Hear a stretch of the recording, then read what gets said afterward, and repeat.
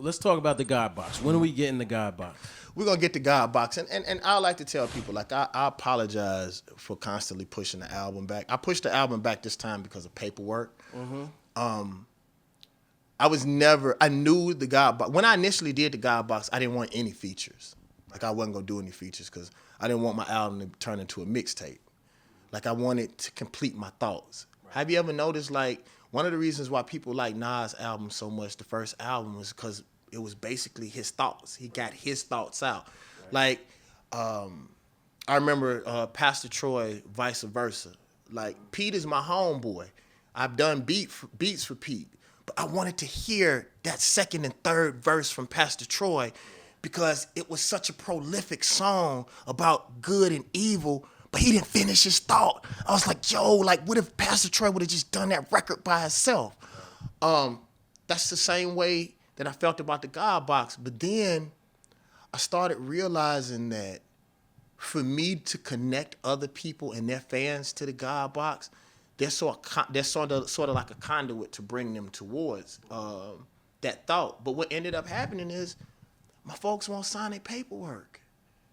What you mean? Like, people won't sign the contracts. The guests? Like, yeah, like you know, I'm the type of person, if you do a feature for me, I'm paying you on the spot. Because I don't play when it comes to my money. If you owe me some money, I'm coming to see you.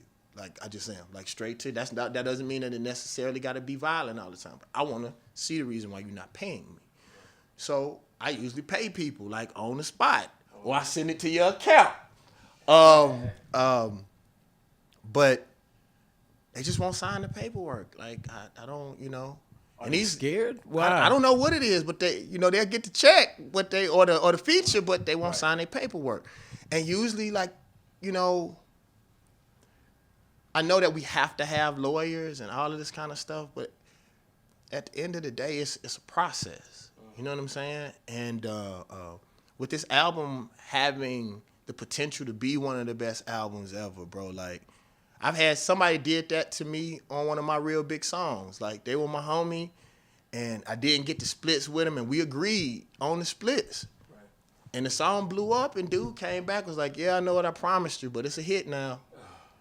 And like, dude, I really wanted to do something to that cat. But that shows you white supremacy. Yeah. Like, we get into a system, and as descendants of Africans, our word is our bond. Like, if you tell me something, that's your contract as I look you in your eye as a man, but we want to be white folks now. So we deal with each other like white people deal with each other. So I also have to have that protection. So for me to drop the God Box and it blow without having all my business tight, nah. You know? And the other thing is because I don't feel it yet. Like, if we sell... I just dropped A-Ma. Everybody's online. Well, not everybody, but a lot of people's online talking about how dope the song is. Buy it then. Right. I'm the boss. If I want to release the God Box tomorrow, I can release it tomorrow. Right. That is the cool thing about technology.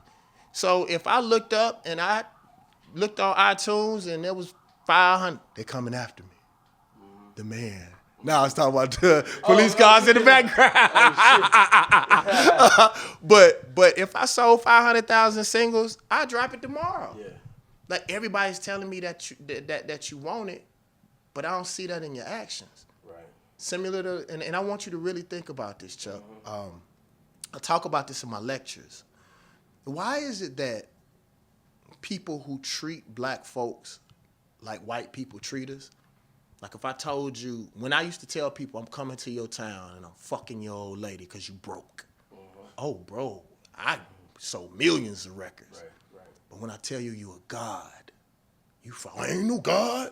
Right. But you're comfortable with me calling you a nigga and treating you like a slave. You know what I'm saying? That's really what you want. And remember what I told you? You know? And my thing is if I put the God Box out prematurely, and I want you to think about this, Chuck. We just talked about this at Spotify. When I did the Hip Hop Cypher, BET called me, literally, one of the top execs at BET was like, yo, bro, I got to give it to you. This is one of the dopest ciphers. You are in the top 3 of the hip hop ciphers ever. They say it's between you, Eminem, and Kendrick Lamar. And it's not in any particular order yet, but we just want you to know that.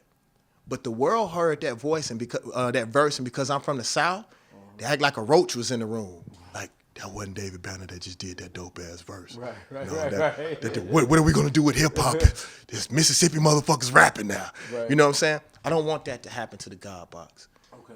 You can feel when a legendary album was about to come out. Right. I feel like people feel like it's a dope album, but I don't feel that legendary feel of a legendary album about to be dropped. And Brown spent too much money. I want to tell you something really quick, really quick. That album that I did with Ninth Wonder, Death of a Pop Star, I spent 6 figures on that album. Okay. Out of my pocket. Right. I don't know rappers that's putting up that kind of money. Everybody talking about they have money and they balling, but they run to a slave master to make shit happen in their life. People said they wanted better music and better hip hop. I put my life and my family up on it. The God Box, I paid for that. I mixed my Uzi 12 times. Right. The end of that is a symphony orchestra. The same dude that scored Iron Man 1, 2, and 3 and The Passion of, like, that ain't no fucking sample. Okay. I was wondering about that. Yeah, so I need people to know that, bro. Like, I don't want them to chump this album off, bro. Lyric for lyric, verse for verse, bro. But, yeah, you know. Are you frustrated? Because I'm waiting. I mean, before the box was classic. You know what I mean? Like, for real. You. And I do feel that right now we're at a pivotal space where last year it was, everybody was, we gonna be all right, and and now we're looking at a lull in the momentum. Yeah. And we need somebody to step in and bring and continue that movement. Well, I don't get frustrated, brother. I'm centered. I'm at peace. I'm at peace however stuff turns out. I go inward. That's part of the lesson with the God Box. But I'm also a businessman. Right. I'm not no fucking fool, bro. Yeah. I'll single the album out, and then you just look up and you'll notice that all 16 songs are out, and then, okay, here go the fucking album. You can have it now. Before I put it out, and it's sort of like San Antonio winning the championship. I said it all the time. San Antonio winning the championship, people act like that shit don't exist. It's hard. People don't want to admit that maybe, just maybe, Tim Duncan's career was better than Kobe's. Right. Or it's at least comparable because he don't dunk and he don't show out. And he's not in a major city.